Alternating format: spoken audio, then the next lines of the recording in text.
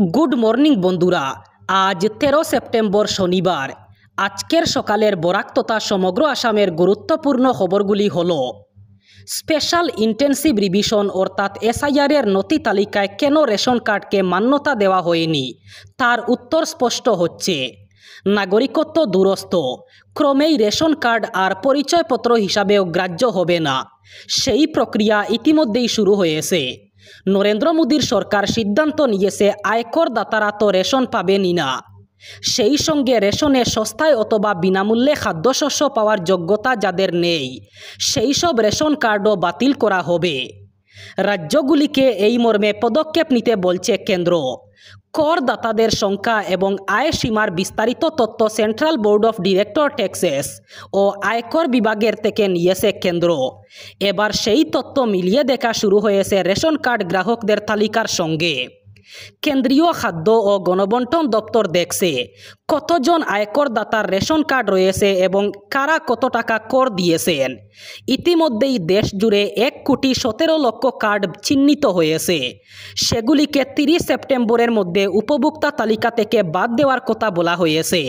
কেন্দ্রের দাবি, এই কার্ড হোল্ডারদের খাদ্য সুরক্ষা আইন অনুযায়ী কোনো রকম রেশন পরিষেবা পাওয়ার কথাই নয়, তাই এইসব রেশন কার্ড বাতিল হবে। 2 দিনের সফরসূচি নিয়ে আজ রাজ্যে আসছেন ভারতের প্রধানমন্ত্রী নরেন্দ্র মোদী। প্রধানমন্ত্রী নরেন্দ্র মোদীর অসম সফরের আগেই এবার গৌহাটি শহর জুড়ে জারি করা হলো 163 ধারা। পুনরাদেশ না দেওয়া পর্যন্ত সমগ্র শহরে সব ধরনের মিছিল, ধর্মঘট এবং র্যালি সম্পূর্ণরূপে বন্ধ ঘোষণা করা হয়েছে। নিয়ম উল্লঙ্ঘন করলেই বিএনএসের অধীনে দেওয়া হবে কঠোর শাস্তি। তাৎক্ষণিকভাবে বলবৎ করা হয়েছে এই নির্দেশ। ডিসিপি ইমদাদ আলীর জারি করা 163 ধারায় নির্দেশ দেওয়া হয়েছে। অবৈধ বাংলাদেশিদের বিরুদ্ধে এবার শুরু হলো অ্যাকশন। ধরা পড়ার মাত্র 20 মিনিটের মধ্যেই পুশব্যাক করা হলো 39 জন বাংলাদেশিকে। শ্রীভূমিতে আটক এবার 39 জন অবৈধ অনুপ্রবেশকারী। রেহাই দেওয়া হবে না কোনো অবৈধ অনুপ্রবেশকারীদের। অসম কোনো অনুপ্রবেশকারীদের প্রজনন ক্ষেত্র নয়। একজন একজন করে বাংলাদেশিকে খুঁজে বের করে পুশব্যাক করা হবে। এবার শ্রীভূমিতে আটক করা হলো 39 জন অবৈধ অনুপ্রবেশকারীকে। তাদের ধরার সঙ্গে সঙ্গেই মাত্র 20 মিনিটের মধ্যে আবার বাংলাদেশে পাঠিয়ে দেওয়া হয়েছে। সামাজিক মাধ্যমে এই ঘোষণা করেছেন রাজ্যের মুখ্যমন্ত্রী ডক্টর হিমন্ত বিশ্ব শর্মা। তিনি জানিয়েছেন, এবার সীমান্ত জেলা শ্রীভূমিতে আটক করা হলো 39 জন অনুপ্রবেশকারীকে। আটক করার মাত্র 20 মিনিটের মধ্যেই তাদের আবার পুশব্যাক করা হয়েছে। এবার সরকারের সর্বোচ্চ ক্ষমতা প্রয়োগ করে করা হবে এনআরসির সংশোধন। অসম সরকারের ক্ষমতা প্রয়োগ করে হলেও আগের এনআরসি না মেনে এনআরসির রিভিশন করা হবে। খুব শীঘ্রই এনআরসিকে দেওয়া হবে নতুন রূপ। এনআরসির পুনর্নিরীক্ষণ হবেই, ঘোষণা করলেন রাজ্যের মুখ্যমন্ত্রী ডক্টর হিমন্ত বিশ্ব শর্মা। তিনি বলেন, সরকারের সর্বোচ্চ ক্ষমতা প্রয়োগ করে করা হবে এনআরসির সংশোধন। ভারত সরকারের ক্ষমতা হোক, উচ্চতম ন্যায়ালয়ের ক্ষমতা হোক অথবা অসম সরকারের ক্ষমতা, সব ক্ষমতা প্রয়োগ করে হলেও আগের এনআরসি না মেনে এনআরসির রিভিশন আনা হবে। আগের এনআরসিতে অসমিয়া মানুষদের ঠকানো হয়েছে। এনআরসির বিষয়ে বেশ কয়েকটি বিসঙ্গতি তথ্য পেয়েছে। বরাকে আবারও আন্দোলনের ডাক। এবার দীর্ঘদিনের দাবি নিয়ে পথে নামতে চলেছেন টেট উত্তীর্ণ শিক্ষকরা। আগামী 15 সেপ্টেম্বর বরাক জুড়ে আন্দোলনের ডাক দিলেন টেট উত্তীর্ণ শিক্ষকরা। দীর্ঘ 13 বছর ধরে কাজ করলেও সরকারি সুযোগ সুবিধা থেকে বঞ্চিত থাকার অভিযোগ তাদের। এবার বিভিন্ন সমস্যা এবং দাবি দাবা নিয়ে আগামী সোমবার অর্থাৎ 15 সেপ্টেম্বর গণতান্ত্রিক আন্দোলনে সামিল হবেন শিক্ষকরা। তাদের দাবি, দীর্ঘ 13 বছর ধরে তারা কাজ করলেও সরকারি সুযোগ সুবিধা থেকে তারা এখনো পর্যন্ত বঞ্চিত। তাই এবার বিভিন্ন সমস্যা এবং দাবি দাবা নিয়ে রাজপথে নামতে চলেছেন তারা। আগামী 15 সেপ্টেম্বর অর্থাৎ সোমবার দীর্ঘদিনের দাবি নিয়ে আন্দোলনের ডাক দিলেন টেট উত্তীর্ণ শিক্ষকরা। বিটিআর নির্বাচনের আর মাত্র কয়েকদিন বাকি।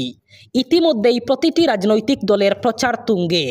অন্যান্য রাজনৈতিক দলের পাশাপাশি মিত্রজোট ভারতীয় জনতা পার্টির প্রতিটি নেতা, মন্ত্রী, বিধায়ক এবং মুখ্যমন্ত্রী নিজেও প্রতিদিন নির্বাচনী সভায় অংশ নিচ্ছেন। বিটিসির নির্বাচন উপলক্ষে গতকাল রাজ্য বিজেপি প্রকাশ করল নির্বাচনী সংকল্পপত্র। বশিষ্ঠস্থিত রাজ্য বিজেপির মুখ্য কার্যালয়ে আনুষ্ঠানিকভাবে উন্মোচন করা হয় এই সংকল্পপত্রটি। সংকল্পপত্রে মোট 8টি সংকল্প নিয়ে ভারতীয় জনতা পার্টি প্রস্তুত করেছে তাদের সংকল্পপত্র। প্রথমত, অধিকার সুরক্ষা। ভারতের সংবিধানের নীতি অনুসারে বিটিআরের প্রত্যেক নাগরিকের ন্যায্য সম্মান অটুট রেখে মানসম্পন্ন জীবন এবং সর্বাঙ্গীন বিকাশের নিশ্চয়তা। দ্বিতীয়ত, চাকরির স্বচ্ছ নিয়োগ। সরকারি চাকরির ক্ষেত্রে সমান সুযোগ নিশ্চিত করতে স্বচ্ছ এবং মেধাভিত্তিক নিয়োগ প্রক্রিয়া চালু করা হবে, যাতে প্রত্যেক প্রার্থী সমান সুবিধা পায়। তৃতীয়ত, মহিলাদের কল্যাণ। সকল যোগ্য মহিলাকে অরুণোদয়, নিযুত ময়না এবং মহিলা উদ্যমিতা অভিযানের মতো গুরুত্বপূর্ণ প্রকল্পের সুফল ন্যায্যভাবে, নিয়মিত এবং স্বচ্ছতার সাথে দেওয়ার নিশ্চয়তা।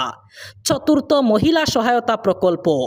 বিটিআরের 5 লক্ষ মহিলাকে অরুণোদয় প্রকল্পে অন্তর্ভুক্ত করা এবং এলপিজি সিলিন্ডারের জন্য প্রতিটি ক্ষেত্রে 250 টাকা করে সরকারি সহায়তা দেওয়ার প্রতিশ্রুতি। বদরপুর থানা এলাকার কুনাপাড়া জামে মসজিদ সংলগ্ন স্থান থেকে এক যুবককে বোরকা পরা অবস্থায় আটক করলেন স্থানীয় মানুষ। ঘটনাটি গতকাল 12টা নাগাদ সামনে আসে। প্রত্যক্ষদর্শীরা জানান, বদরপুরের দিক থেকে আসা একটি ই-রিকশা থেকে কুনাপাড়া মসজিদের পাশে নামে এই বোরকা পরা যুবক। স্থানীয় মানুষ এই বোরকা পরিহিত মহিলাকে দেখে সন্দেহ করেন, তাই সবাই মিলে তাকে জিজ্ঞাসা করেন নাম কি, বাড়ি কোথায়। এতে কোনো সদুত্তর পাওয়া যায়নি। এক সময় তারা দেখেন ওই বোরকা পরা ব্যক্তি মহিলা নয়, তবে তারা বোরকা খুলে দেখেন এটি একটি পুরুষ। ভিতরে গেঞ্জি লাগানো, পায়ে জুতা, মাথায় চুল কম, হাতে একটি ব্যাগে কেক সহ কিছু ওষুধ পাওয়া গেছে। স্থানীয় মানুষ বদরপুর থানায় জানালে পুলিশ দ্রুত সরজমিনে ছুটে আসে। বোরকা পরিহিত ওই যুবককে আটক করে থানায় নিয়ে যায়। এই ঘটনায় এলাকায় বেশ চাঞ্চল্য বিরাজ করছে। ঘটনার তদন্ত শুরু করেছে পুলিশ। গোহত্যা বন্ধ করতে রাজ্য সরকার আইন প্রণয়ন করেছে। সম্প্রতি এ নিয়ে বেশ তোড়জোড় পরিলক্ষিত হয়। রাজ্যের বিভিন্ন জেলা থেকে গোমাংস ব্যবসায়ী, পাচারকারীদের বিরুদ্ধে অভিযান চালিয়ে পাকড়াও করা হয়। এমনকি হোটেলগুলোতেও অভিযান চালিয়ে গোমাংস উদ্ধার এবং হোটেল মালিককে আটক করা হয়। এরই মধ্যেই পুলিশ প্রশাসনের কিছু আধিকারিক ফায়দা তুলতে পিছপা হননি। ব্যবসায়ীদের কাছ থেকে নিয়ে আড়ালে নিজের পকেটে গরম করতে থাকেন। আর এমন অভিযোগে দায়িত্ব থেকে সাময়িক বরখাস্ত হয়েছেন এক উচ্চ পর্যায়ের আধিকারিক। হুজাইয়ের অতিরিক্ত পুলিশ সুপার ক্রাইম পল্লবী তামুলিকে এমন কর্মকাণ্ডে সাময়িক বরখাস্ত করা হয়েছে। তার বিরুদ্ধে গরুর মাংসের দোকানদারদের কাছ থেকে ঘুষ নেওয়ার অভিযোগ রয়েছে। গরু সিন্ডিকেট থেকে টাকা নেওয়ার অভিযোগে অতিরিক্ত পুলিশ সুপার পল্লবী তামুলিকে সাময়িক বরখাস্ত করা হয়েছে বলে জানা যায়। এবার বরাক উপত্যকার 3 জেলার আজকের আবহাওয়ার খবর। আজ 13 সেপ্টেম্বর শনিবার বরাক উপত্যকার 3 জেলায় বৃষ্টিপাতের সম্ভাবনা।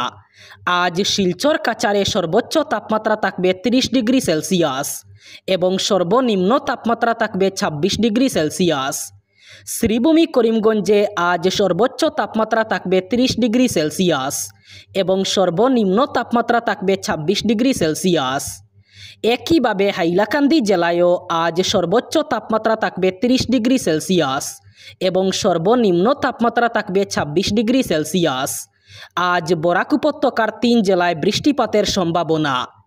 এই ছিল আজকের সকালের গুরুত্বপূর্ণ খবরগুলি। ভিডিওটি অবশ্যই লাইক করবেন এবং চ্যানেলটি সাবস্ক্রাইব করবেন।